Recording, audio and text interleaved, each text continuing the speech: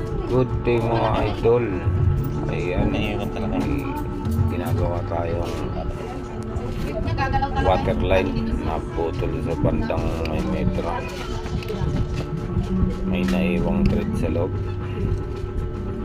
Ayan, 3 hours later. Ayan, nakasimbol na natin yan, itong metro.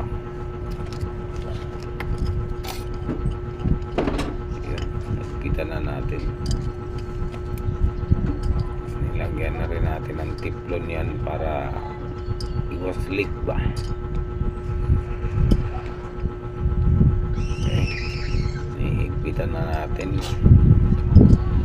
tapos may bubuksan na rin natin yan para malaman natin kung may leak kung ginawa natin inline ng tubig na putol. Tinamaan yan ng bike ng bata mga idol.